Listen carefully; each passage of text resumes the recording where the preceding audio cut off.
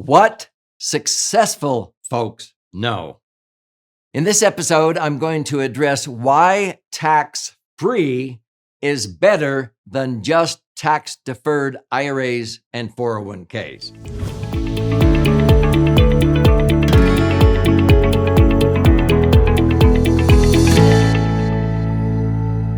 My name's Doug Andrew. I've been a financial strategist and retirement planning specialist now for more than 48 years, helping thousands of people optimize their financial assets, minimize taxes, and empower their true, or what I call their authentic wealth.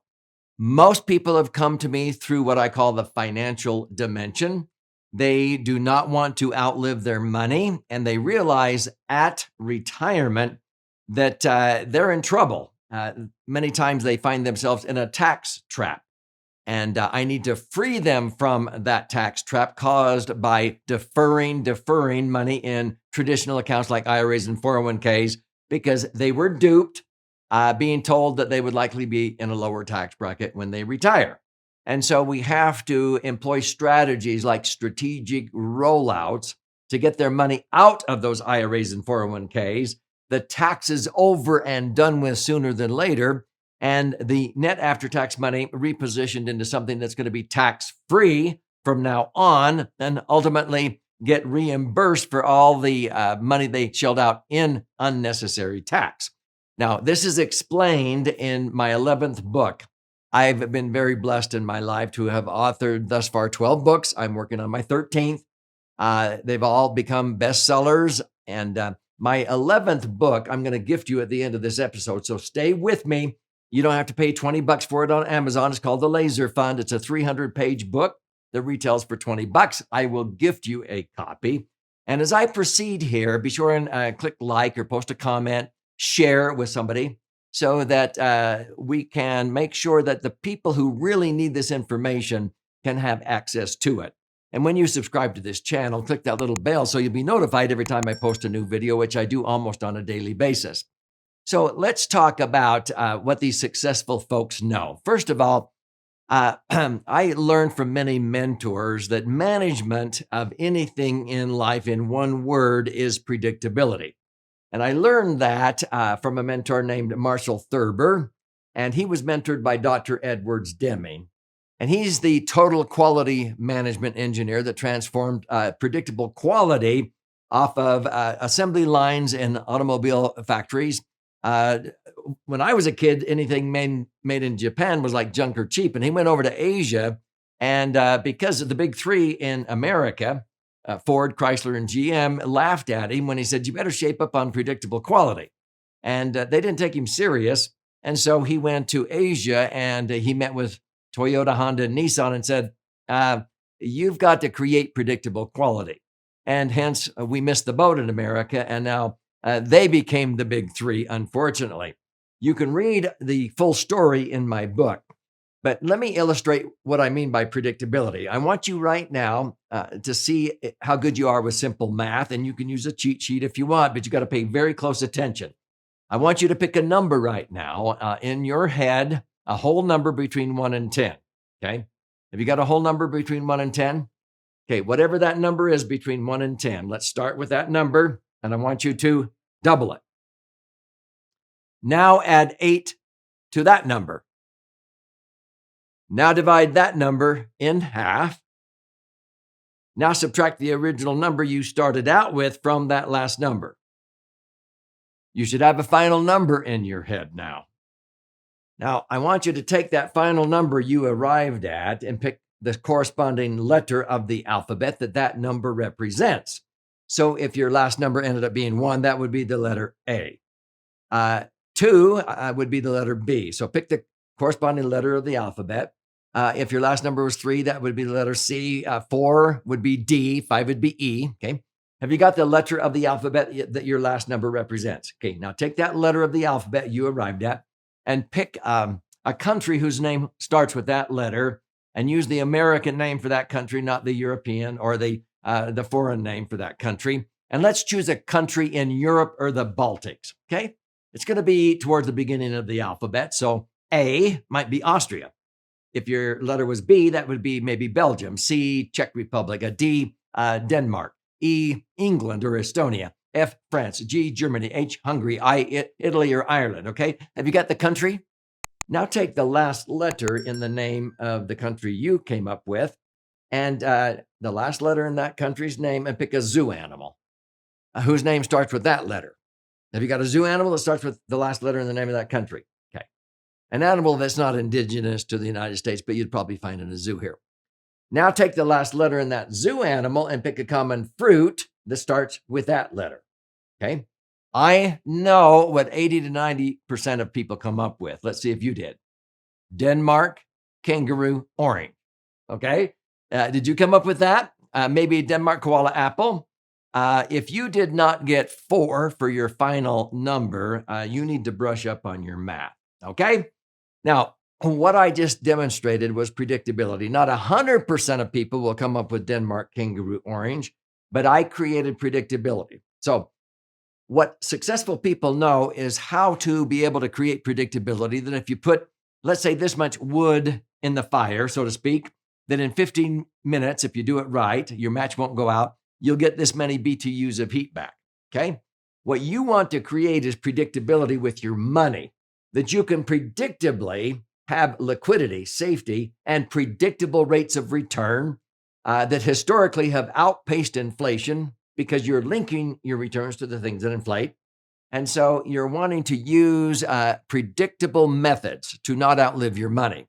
And I teach how to do that in the book I'm going to gift you at the end of this episode.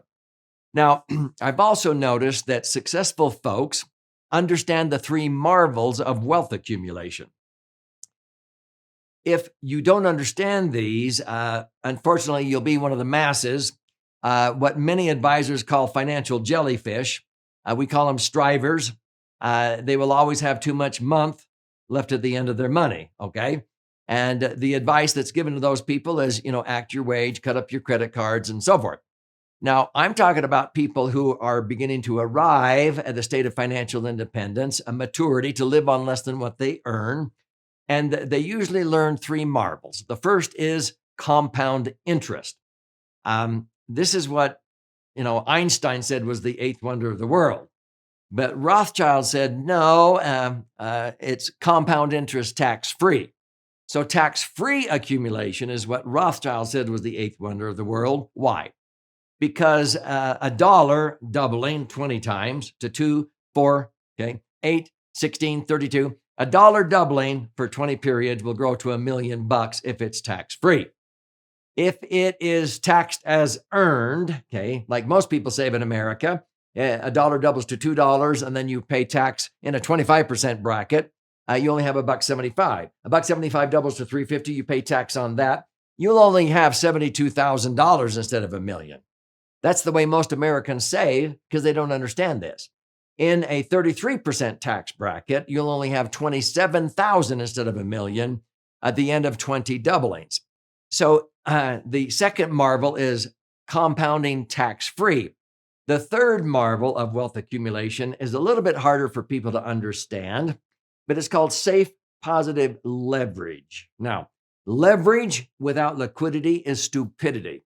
What is leverage? It is basically the ability to own and control assets like your house, maybe with very little or none of your money actually tied up or at risk in the asset.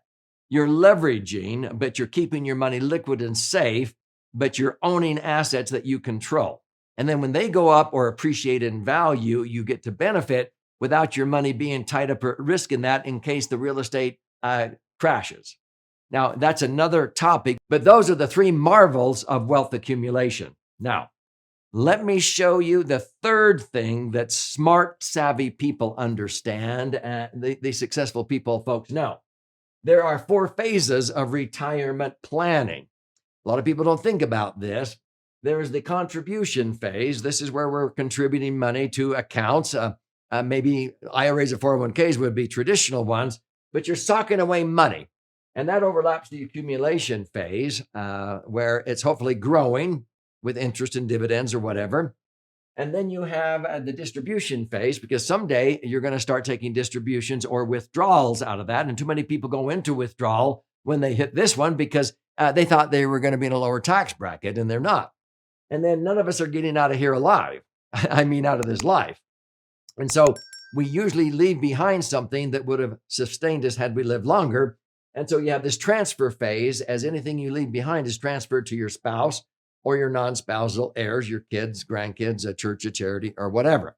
Let's go through these 4 phases, and I'm going to outline 5 different saving alternatives, okay? The first is the worst, and yet it's the most common way Americans save. It is taxed as earned investments, like I said. You're taking after-tax earnings that you make every, in salaries and wages, and you're taking after-tax money and you're putting it into a bank or a mutual fund or a credit union or somewhere, and every year you're paying taxes on the interest or the dividends. That is after-tax money, and you're taxing it every year. And then any gains are taxed when you realize them, and then when you die, it's taxed. Tax, tax, tax, tax. That is the most common way people save, and that's the example of a dollar doubling and being taxed as you go. It's only worth $27,000 when you could have had $1,048,000. Okay. Now, the next method is where we take after-tax dollars and we put it into something like a tax-deferred annuity.